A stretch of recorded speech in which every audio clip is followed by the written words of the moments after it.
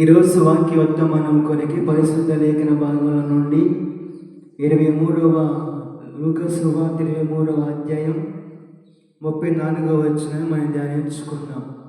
యేసు, తండ్రి, వీరేమి చేయుచున్నారో వెరుగులు గనుక వీరిని క్షమించమని చెప్పాను. ఈ రోజున చదువుకున్న లేఖన భాగంలో యేసు ప్రభు శిలువలో పలికిన మాటల్లో ఒక మాట, శ్రేష్టమైన మాటకు రాయబడితో వచ్చింది. తండ్రి, వీరేమి చేయుచున్నారో వీరెరుగురు కనుక వీరిని క్షమించమని చెప్పాను. ఈ రోజున క్రైస్తవులు నతమారుస్తున్నా కానీ, దేవ సేవకులను చంపుతున్నా కానీ, దేవుని ఆలయాలను నేలమాత్రం చేస్తున్నా కానీ, అభిషక్తులను ప్రవర్తనను చంపుతున్నా కానీ, ఈరోజు ఎందుకు కింద క్రైస్తవ్యం మౌనంగా ఉన్నాయంటే, మౌనం అంటే చాలకంతనం కాదు, మౌనం అంటే విధేయత, మౌనం అంటే సంపూర్ణత. మా ప్రభువు యేసు ప్రభు చెప్పిన, మన ప్రభు చెప్పిన, యేసు ప్రభు చెప్పిన విధేయత మనకి యొక్క ఆదరణకరమైన విషయం అని. ఈ రోజున యేసు ప్రభు ఏ విధంగా క్షమించాడో, యేసు ప్రభు మాకు నేర్పిన ఒక విధేయత. మౌనం అంటే చాలకంతనం కాదని, మౌనం అంటే విధేయత, మౌనం అంటే సంపూర్ణత. మౌనం అంటే ఒడుగుదేపని గొర్రె పిల్లవని క్రైస్తవులు మౌనంగా ఉన్నారు. ప్రెసిరాలు చంపుతున్నా కానీ క్షమించే మనసు అయితే వారి కోసం మార్పుకు ప్రార్థించేది క్రైస్తవ్యం. కులం లేదు, మతం లేదు. యేసు ప్రభు నమ్ముకున్న తరువాత యేసు ప్రభువులో యేసు ప్రభు యొక్క అడుగుజనం నడవాలి.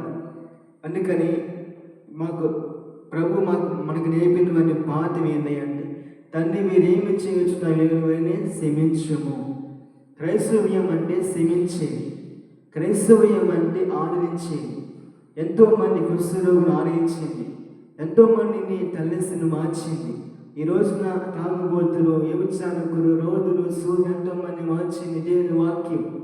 క్రైస్తవులు క్షమించే మనసు కలిగిన వారు యేసు ప్రభు నామములో. ఈ రోజున తండ్రి, వీరేమి వచ్చిన వీరిని క్షమించము. వీరిని క్షమించే మనసు మాకు ఇందమని క్రైస్తవులు అందరూ కూడా క్షమించే మనసు ఉంది. పొరుగు వారిని ప్రేమించే మనసు, ఒక చంపకోటి ఇంకో చంప చూపించే మనసు క్రైస్తవునికి ఉంది ఈ రోజున. అంతేకాదు విధేయత. యేసు ప్రభు చెప్పిన మాట ఫిలిప్పీయులకు రాసిన